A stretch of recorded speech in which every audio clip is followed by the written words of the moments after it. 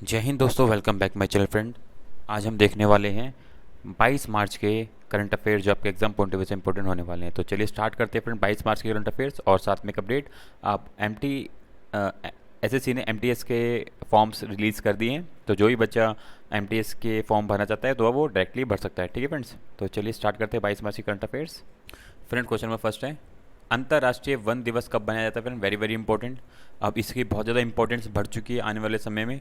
तो कब बनाया जाता है फ्रेंड? ये 21 मार्च को। याद रखना, ये क्वेश्चन आने के चांस रहेंगे। तो 21 मार्च को हम वन दिवस बनाते हैं। ठीक है, भारत के अंदर हम पेड़ों के प्रति तो पहले से भी बहुत ज़्यादा ही सहिष्णु रहे हैं। ठीक है, हमारी जो सभ्यता है जिसके अंदर हम पेड़ों की काफ़ी टाइम से पूजा करते हुए आ रहे हैं, तो इस तरीके के भारत के अंदर जहाँ पे पेड़ों के प्रति बहुत ज़्यादा लगाव रहा है। ठीक है, तो अब दुनिया को ये लगता है कि हाँ, जब पेड़ों की अब ज़रूरत है तो इस चीज़ों को बढ़ावा देने के लिए 21 मार्च को हम वन दिवस बनाते हैं। ठीक है, तो पूरी दुनिया को इस चीज़ के प्रति जागरूक करने के लिए ये 21 मार्च को चुना गया है वन दिवस के रूप में।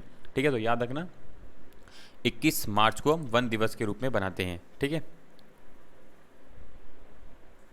ठीक है फ्रेंड, एक चीज़ याद रखना, इसमें अगर थीम आ जाए, विषय आ जाए, तो वन और सतत उत्पादन और खपत।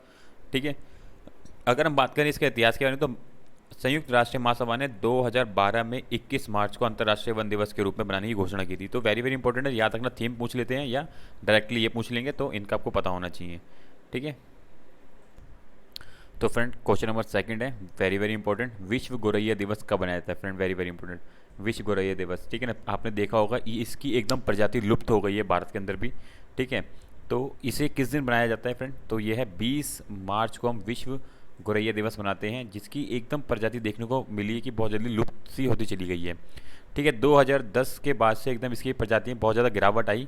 ठीक है, तो ये बेसिकली जो 20 मार्च को बनाया जाता है, और इसकी जो शुरुआत की गई थी वो nature for ever society of India ने फ्रांस को इकोसिस एक्शन फाउंडेशन के साथ मिलकर की थी। ठीक है ना, सोसाइटी की शुरुआत एक समर्पित संरक्षणवादी मोहम्मद दिलावर ने की थी। पहला विश्व गोरैया दिवस 2010 में मनाया गया था, जिसकी थीम, जो इस साल की थीम है, आई लव स्पैरो। ठीक है ना, इसको इंग्लिश में स्पैरो कहते हैं गौरैया को। तो फ्रेंड आपने देखा भी होगा, एकदम भारत में भी इसकी प्रजाति बहुत धीरे धीरे घटती चली गई थी, बहुत ही इसकी एकदम प्रजाति में कमी आने देखने को मिली। ठीक है फ्रेंड, तो याद रखना 20 मार्च को हम विश्व गौरैया दिवस मनाते हैं। और फ्रेंड यहाँ पे देखा भी गिरावट के कारण क्या रहे हैं। ठीक है ना, कीटनाशक का अधिक उपयोग होने लगा, बिल्डिंग पैटर्न्स में बदलाव आने लगे। ठीक है, तो इन सब चीज़ों में जब जैसे बदलाव है, तो इनकी प्रजाति में भी बहुत ज़्यादा गिरावट आती चली गई। ठीक है ना, पहले ये ऐसे ही घरों में भी घोंसले लगा लेती थी, तो अब इनकी एकदम भी चीज़ों में जब जैसे नेचर में बदलाव आया, वैसे वैसे इनकी भी प्रजाति में भी कमी आती चली गई। ठीक है फ्रेंड्स, चलते हैं नेक्स्ट क्वेश्चन की तरफ। फ्रेंड क्वेश्चन नंबर थर्ड है, ये भी डे से रिलेटेड। वैश्विक पुनर्चक्रण ग्लोबल रिसाइकलिंग डे प्रति वर्ष किस दिन बनाया जाता है फ्रेंड? तो ये बनाया जाता है 18 मार्च को। ग्लोबल रिसाइकलिंग डे बनाया जाता है 18 मार्च को। ठीक है ना फ्रेंड, जो इंटरनेशनल रिसाइकलिंग लिमिटेड के संस्थापक हैं। ठीक है, बेसिकली जो वैश्विक पुनर्चक्रण दिवस प्रतिवर्ष 18 मार्च को बनाया जाता है, ये 18 मार्च में रंजीत बख्शी द्वारा स्थापित ग्लोबल रिसाइकलिंग फाउंडेशन द्वारा बनाया गया था। ठीक है, तो 18 मार्च को हम ग्लोबल रिसाइकलिंग डे बनाते हैं। फ्रेंड क्वेश्चन नंबर फोर्थ है, मार्च 2022 में वैश्विक वैज्ञानिक अनुसंधान के लिए 31वें जीडी बिल्डरा पुरस्कार किसे चुना गया है? तो फ्रेंड किसे दिया गया ये? तो राइट आंसर होगा ऑप्शन सी, नारायण प्रधान। ये नारायण प्रधान जी हैं, इनको ये पुरस्कार से सम्मानित किया गया है। ठीक है, इनके भौतिक विज्ञान के क्षेत्र में उत्कृष्ट योगदान के लिए इनको ये जीडी बिड़ला पुरस्कार दिया गया है, जिसकी स्थापना 1951 में दी हुई थी, और जिसे 50 वर्ष से कम आयु के जो भी भारतीय वैज्ञानिकों को वैज्ञानिक की किसी भी शाखा में उनके मूल और उत्कृष्ट योगदान के लिए ये दिया जाता है। साथ में उसको 5 लाख रुपए की धनराशि भी दी जाती है। ठीक है फ्रेंड्स, तो याद रखना जीडी बिड़ला पुरस्कार इस साल नारायण प्रधान को दिया गया है। फ्रेंड कुछ एडिशनल इन्फॉर्मेशन जोड़ी है जो आपको एक बार यहाँ से पढ़ लेनी है। ठीक है friends, friend question number fifth है, फ्लिपकार्ट हेल्थ प्लस हाल ही में किसने अपना नया सीईओ नियुक्त करने की घोषणा की है फ्रेंड? कौन है वो? तो राइट आंसर होगा ऑप्शन बी, प्रशांत झवारे। ये हैं जो अब फ्लिपकार्ट हेल्थ प्लस हाल ही में जो अपना इनको सीईओ नियुक्त किया है। ठीक है, फ्लिपकार्ट हेल्थ प्लस हाल ही में प्रशांत झवारे को अपना नया सीईओ नियुक्त करने की घोषणा की है। भारत के तेज़ी से बढ़ते स्वास्थ्य क्षेत्र में फ्लिपकार्ट के प्रवेश के प्रभारी होंगे। ठीक है ना। अब जिस तरीके से अब हेल्थ के प्रति लोगों को जागरूकता बढ़ी है, तो फ्लिपकार्ट ने भी इसी के अंदर अपना इंटरेस्ट दिखाते हुए इनको अपना नया सीईओ नियुक्त किया है। ठीक है। भारत के अंदर बहुत अपॉर्चुनिटी है इस टाइम हेल्थ सेक्टर में, क्योंकि जिस तरीके की हमने पीछे सिचुएशन देखी है, तो लोग अब उसको ध्यान में रखते हुए अपने आगे की फ्यूचर के लिए हेल्थ के अंदर चीज़ों के प्रति बहुत ज़्यादा सतर्क हो चुके हैं। ठीक है। तो प्रशांत झवारी को फ्लिपकार्ट हेल्थ के लिए नया सीईओ नियुक्त किया गया है। ठीक है। फ्लिपकार्ट के अगर स्थापना की बात करें 7 अक्टूबर 2007 में हुई थी इसकी स्थापना। ठीक है। ये इंडियन बेस्ड कंपनी है पूरी, जिनके सीईओ कौन थे उस टाइम? कल्याण कृष्णमूर्ति। ठीक है। इसका मुख्यालय मुंबई के अंदर है। ठीक है। इसकी सहायक कंपनी आप देख सकते हो, ये सारी इसकी सहायक कंपनियां हैं। ठीक है फ्रेंड्स। बाकी पूरी एडिशनल इन्फॉर्मेशन है फ्लिपकार्ट की हेल्थ से टीम से रिलेटेड, जो आपको एक बारी पूरी पढ़ लेनी है।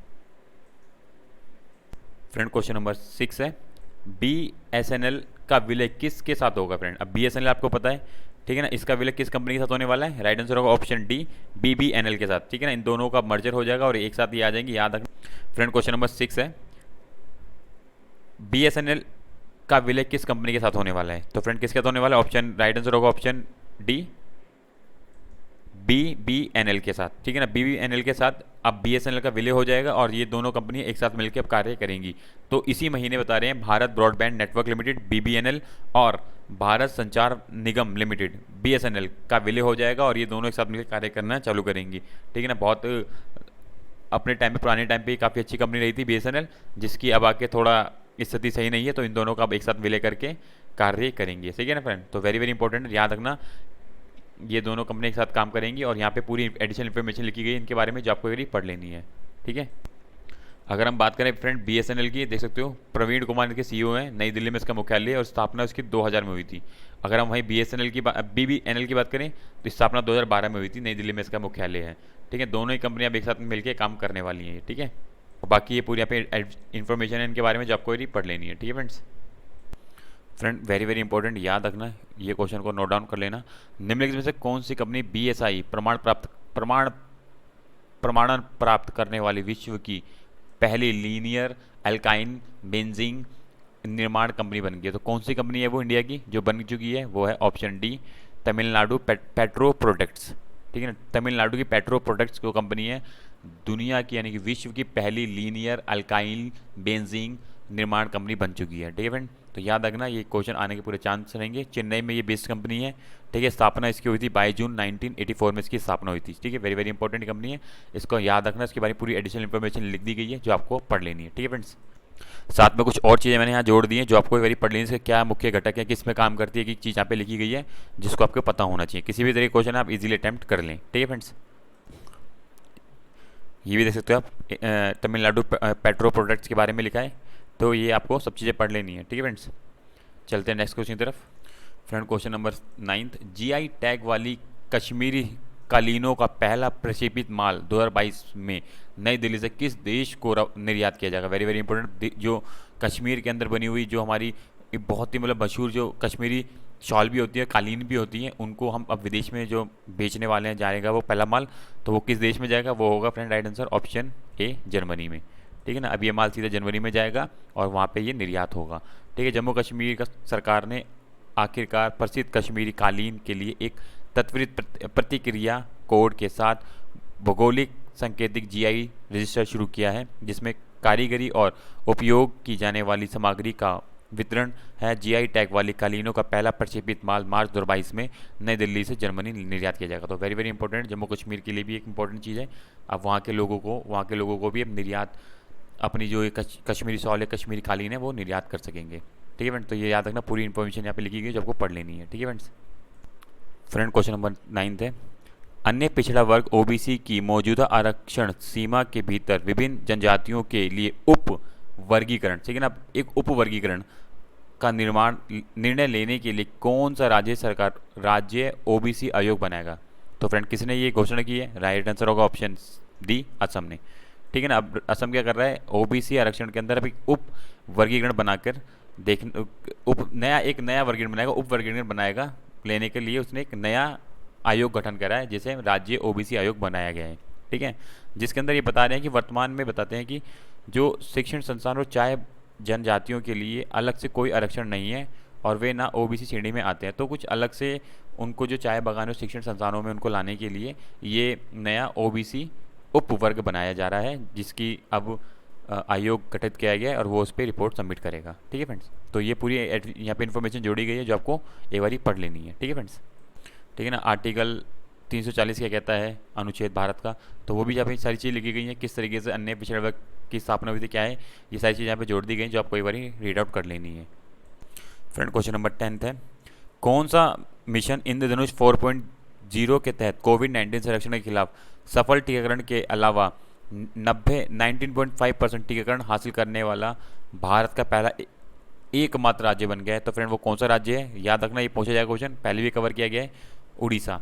ठीक है ना, ऑप्शन बी राइट आंसर होगा। उड़ीसा ने ये कारनामा करके इस उपलब्धि को अपने नाम कर लिया है। ठीक है, 90.5 टीकाकरण, मतलब हर श्रेणी के टीकाकरण ने कब्जा लिए हैं। मतलब जैसे टीकाकरण में आपको पता है जैसे डिफरेंट टीकाकरण होते हैं, पोलियो का हो गया या मलेरिया नहीं, जैसे कि आपको पता होगा, जैसे कि एक तो पोलियो के लगता है, एक आपका पोलियो के लिए लग गया, डिप्थीरिया के लिए लग गया।